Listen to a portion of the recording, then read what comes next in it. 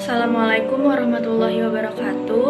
Nama saya Siti Mulia Fadlillah dari kelas 10 IPS 3. Pada kesempatan kali ini saya akan menjelaskan materi tentang protista, yaitu ciri-ciri protista, jenis-jenis protista, manfaat protista, dan protista yang merugikan bagi manusia, hewan, dan juga tumbuhan.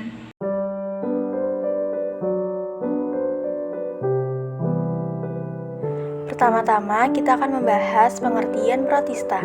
Protista adalah kingdom yang terdiri dari satu sel atau banyak sel dan memiliki membran inti atau organisme eukariot serta bersel tunggal. Protista dapat dikelompokkan menjadi 3 bagian, yaitu menyerupai hewan atau protozoa, menyerupai tumbuhan atau gangga, dan menyerupai jamur.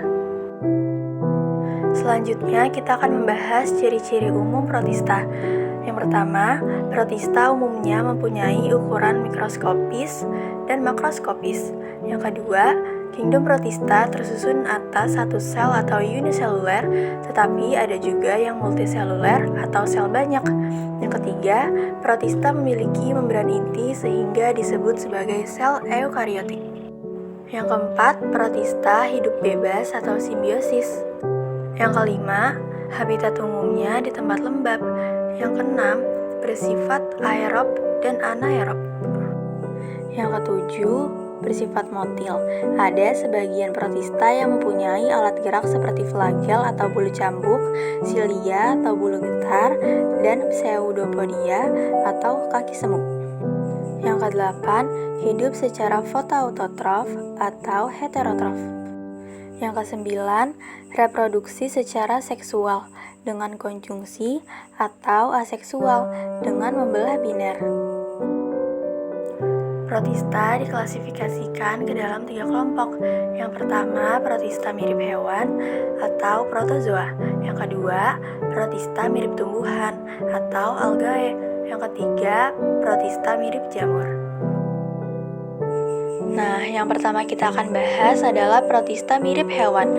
Protista mirip hewan atau protozoa merupakan jenis protista yang mengambil makanannya dari lingkungan sekitar dan memiliki kemampuan untuk bergerak bebas seperti hewan. Protozoa merupakan protista dengan ciri-ciri berikut. Yang pertama, uniseluler dengan ukuran tubuh 10-200 mikrometer.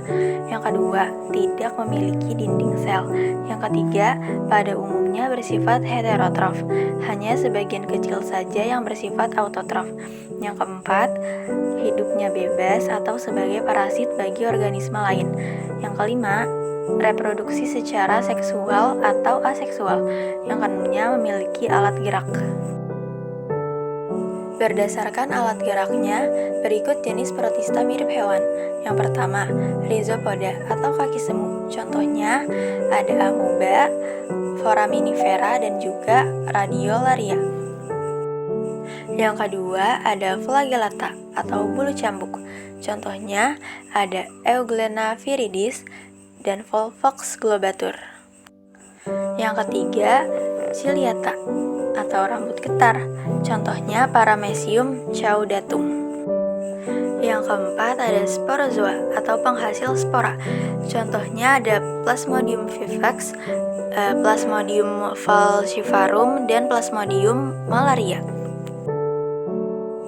Nah, berikut adalah ciri-ciri rhizopoda. Yang pertama, alat gerak berupa pseudopodia. Yang kedua, reproduksi aseksual dengan cara pembelahan biner. Yang ketiga, bentuk sel dapat berubah-ubah. Yang keempat, bersifat heterotrof. Yang kedua, ciri-ciri ciliata. Yang pertama, alat gerak berupa silia atau bulu getar. Yang kedua, memiliki 2 inti sel. Yang ketiga, reproduksi aseksual dengan cara pembelahan biner. Yang keempat, reproduksi seksual dengan cara konjungsi. Yang kelima, bersifat heterotrof. Selanjutnya ada flagellata dengan ciri-ciri. Yang pertama, alat gerak berupa flagellum atau bulu cambuk. Yang kedua, reproduksi aseksual dengan cara pembelahan biner. Yang ketiga, hidup di air atau menjadi parasit di dalam tubuh manusia atau hewan. Selanjutnya ada sporozoa dengan ciri-ciri yang pertama, tidak memiliki alat gerak. Yang kedua, tidak memiliki vakuola kontraktil. Yang ketiga, memiliki daur hidup kompleks. Yang keempat, dapat bereproduksi secara seksual maupun aseksual. Yang kelima, membentuk spora. Selanjutnya, kita akan membahas protista menyerupai tumbuhan. Protista yang menyerupai tumbuhan merupakan protista yang dapat memproduksi makanannya sendiri melalui fotosintesis. Protista mirip tumbuhan yang uniseluler sering disebut fitoplankton, sementara protista mirip tumbuhan multiseluler sering disebut dengan alga. Jenis protista yang mirip tumbuhan. Yang pertama, Pyrophyta atau gangga api. Yang kedua, Euglenophyta. Yang ketiga, Phaeophyta atau gangga coklat. Yang keempat, Chrysophyta atau gangga keemasan. Selanjutnya, Rhodophyta atau gangga merah. Dan yang terakhir, Chlorophyta atau gangga hijau. Yang pertama, Pyrophyta atau gangga api merupakan gangga uniseluler yang hidup sebagai plankton. Yang kedua, Euglenophyta merupakan gangga uniseluler yang hidup sebagai plankton.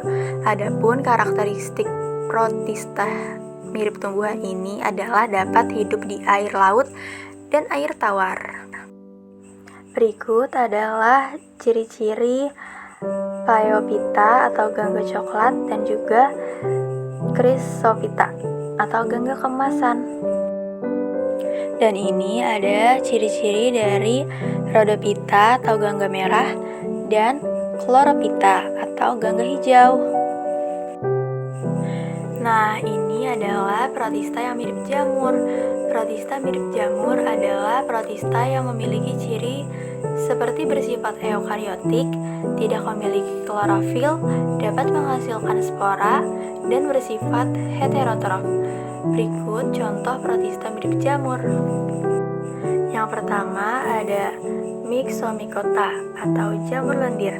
Habitatnya di lingkungan yang lembab, memiliki fase vegetatif berbentuk seperti lendir.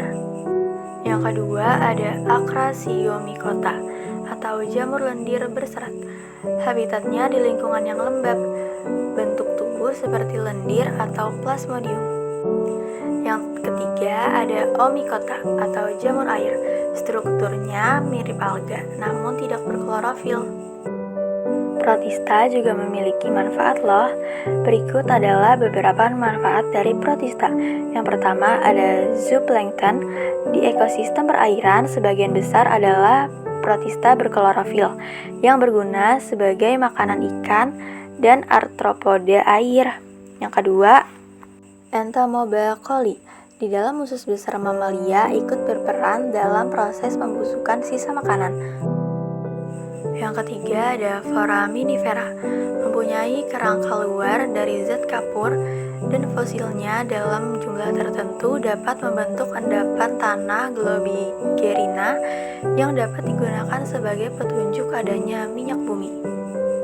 Yang keempat ada Radiolaria, mempunyai kerangka dari zat kersik. Radiolaria yang mati akan meninggalkan cangkangnya dan membentuk tanah radiolaria yang dapat digunakan sebagai bahan penggosok. Yang kelima ada Paramecium, dapat juga digunakan sebagai organisme indikator terjadinya pencemaran air oleh zat organik. Yang keenam ada Chlorella. Selain berperan sebagai produsen di ekosistem perairan, juga dapat digunakan sebagai bahan dasar pembuatan protein sel tunggal atau PST. Nah, protista juga merugikan loh buat manusia. Berikut adalah protista yang dapat merugikan manusia. Selain protista dapat merugikan manusia, protista juga dapat merugikan hewan dan tumbuhan loh. Berikut adalah beberapa protista yang dapat merugikan tumbuhan dan hewan.